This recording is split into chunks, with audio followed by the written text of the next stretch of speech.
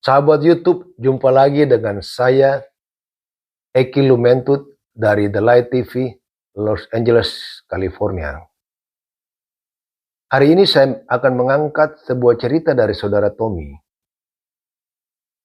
Tomy ini ingin hidup kembali selayaknya mamanya dan sisternya. Tetapi apalah daya, berbagai kendala dia hadapi, berbagai cobaan dia hadapi, gagal terus. Selayaknya kehidupan kami semuanya, demikian kami sering gagal. Kami sering tidak bisa menghadapi sebuah kenyataan hidup. Akan tetapi, hari ini kami akan melihat bagaimana Tomy bisa menemukan kehidupannya yang dia inginkan dan yang dia harapkan. Jangan kemana-mana, stay tune. Tomy Moita was fascinated with his mother and sisters. He loved the way they moved, the way they spoke, the way they gestured. Tomy desperately longed to be just like them, and he was planning a sex change operation to make that happen. I wanted to be a boy one week, I wanted to be a girl next week. It was constantly like that, confusion always in my mind. The confusion had started early for Tomy Moita, the youngest of 8 in a blended family. Tomy identified more with his mother and sisters. I was very sensitive. I always felt like I was more in tune to femininity and how they moved, how they talked, how they gestured. Adding to his confusion, his half-siblings engaged in things he didn't understand. There was sexual things taking place within the household, within siblings. I wanted to get involved in these things at a very young age. It kind of painted a picture like this was a normal thing. Tomy's feminine mannerisms brought insults and bullying from his brothers and kids at school. Hearing faggot, gay, all that stuff constantly, I kind of went into a place of self-defeat. It was very lonely. I was in a lonely place and really trying to have a sense of wanting to belong. So to fit in, Tomy began using cocaine at 13. During that time, he was also fighting his growing attraction to boys. I'm already struggling with my whole sexuality. I'm not understanding it, not knowing what it was. I was just very lonely trying to figure out everything in my life and who can I tell. At 16, Tomy decided it was time to give in to those desires. I just allowed myself to really go into that place of what they're calling me, and now I'm just going to do what I want to do. Now addicted to meth, he dropped out of school and began frequenting gay chat rooms and nightclubs.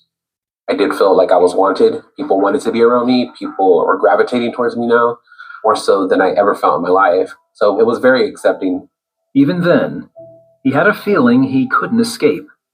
I had an internal knowing that it was just wrong. In here, I just knew that it was wrong. Despite his doubts, Tomy started taking female hormones and making plans to have a sex change operation. Now in his early 20s, he even asked God to make him a woman. I said it would just be so much better if I was a female. I wouldn't have to deal with the torment of what I was feeling, of knowing this was wrong, always struggling back and forth, feeling like, honestly, like this was a mistake. This is not it. This is not who I'm supposed to be. Then one night he woke up after having a bad dream and turned on the TV. A television show was airing a story about a transgender man who had given his life to Christ and became the man God intended him to be. Something happened, something changed. I always had a knowing of God and knowing that's not the plan that he had for me throughout my whole life. I just knew this is not what was intended for me. Tomy stopped taking hormones, but not knowing where to turn, continued to be stuck in the lifestyle. Still just feeling empty, wanting change, but not knowing how to go about getting change. Am I always going to be a loser? Am I always going to be this thing? Then on the evening of May 9th, 2012, Tomy was doing drugs with his brother and sister when he felt an oppressive, paralyzing fear. I just knew something was in my apartment. I just couldn't see it. Now I'm feeling hands all over me, but not seeing nothing there. Terrified, Tomy left the house, went to his mom, who had recently committed her life to Christ, and asked her to pray for him. I had to cry out to God because I just knew in that moment that he was the only one that was able to help me. So I remember just telling him that I was sorry for how I treated my mother and my father. I'm sorry of the lifestyle that I was living. I just went into this deep place of repenting and asking for forgiveness. I just felt air leave my body out of my mouth, like if I was taking deep breaths or yawns. In that moment, I just had this knowing that I was being delivered. I ended up going to sleep, and then I woke up to a place where I never felt so clean in my life. I was just undone. I can't explain it, but I never felt clean in my life like that. I didn't want to go get drugs. I didn't want to go do the same things that I was doing before, jumping on the chat line, jumping on those websites. There was just something that changed. The desire to be a woman, all that stuff, that got eradicated. Tomy started attending church and studying the Bible. He also began to embrace his identity as a man. All that took time, but that's something I submitted to God, where Lord created me, what you called me to be from the beginning of the foundations of the earth. You called me to be a man, recreated me in those things. I don't want to live a life where I fail you. I don't want other people to think that you're a God that doesn't save. Because the God that I met that night, that changed me. Today, Tomy is committed to helping others find their true identity through Jesus Christ. God says Tommy's a champion. God says Tommy's an overcomer. God says Tomy is chosen. If Jesus did it for me, he can do it for you. No matter what that looks like. We all need a savior. We all come from a place of brokenness.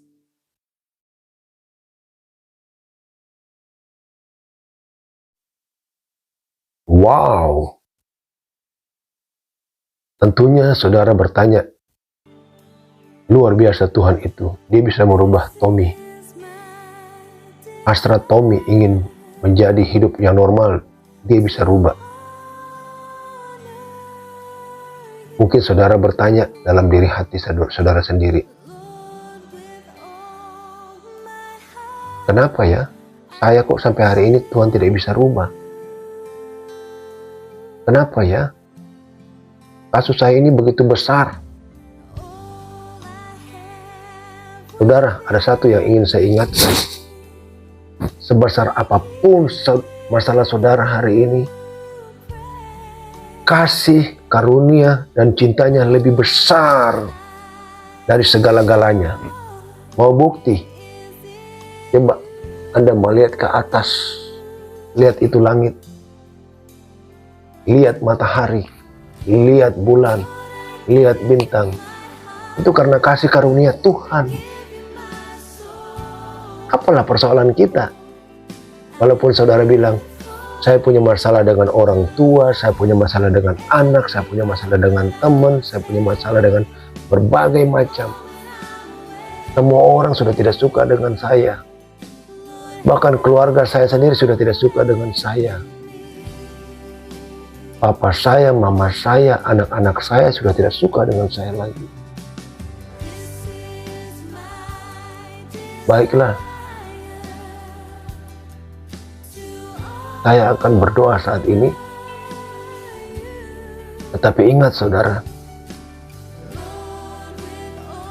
doa saya tidak akan bisa menyelamatkan saudara. Hanya satu yang bisa menyelamatkan saudara. Saudara, Anda yang bisa menyelamatkan diri Anda sendiri. Karena di Rom10 ayat 13 dikatakan, setiap orang yang berseru kepada Tuhan akan diselamatkan. Amin. Baiklah, berhenti semua aktivitas yang saudara lakukan saat ini. Dari Los Angeles saya akan berdoa. Mari sama-sama kita berdoa. Tuhan Yesus yang berkata di dalam kerajaan surga, kami datang kepadamu dengan kerendahan hati Tuhan. Tuhan, sudah begitu lama permasalahan hidup saya ini. Sudah begitu lama Tuhan, saya jauh dari Engkau. Saya jauh dari cinta kasih-Mu. Saya jauh Tuhan dari saudara-saudaraku semuanya Tuhan. Dan saya benci akan diri saya ini Tuhan. Saya mohon, bentuk dan ubah saya Tuhan, seturut dengan kehendak-Mu, seturut dengan kasih-Mu Tuhan. Engkau sudah menciptakan saya dari rahim ibuku normal. Dan saya juga mau kembali kepadamu Tuhan Yesus. Normal. Tetapi Tuhan, begitu besar kuasa-Mu Tuhan Yesus, kasih karunia-Mu Tuhan Yesus. Tidak ada yang Engkau tidak bisa rubah. Kalau Tomy tadi melalui kesaksiannya Tuhan, Engkau bisa merubah dia Tuhan. Apalah saya ini Tuhan. Tuhan, dari dalam lubuk hatiku saya berseru kepada Engkau. Ampuni setiap dosa dan kesalahan saya yang telah saya lakukan, baik sengaja maupun tidak. Tuhan Yesus, terima kasih Tuhan. Tuhan, Engkau adalah Tuhanku, Engkau adalah Allahku, Engkau adalah keselamatanku, Engkau adalah temanku. Dalam nama Tuhan Yesus saya berdoa dan bersyukur. Amin. Baiklah saudara, kalau saudara sudah berdoa, mari sama-sama kita menjalani lagi kembali kehidupan yang normal yang Tuhan kehendaki. Tuhan memberkati. Amin.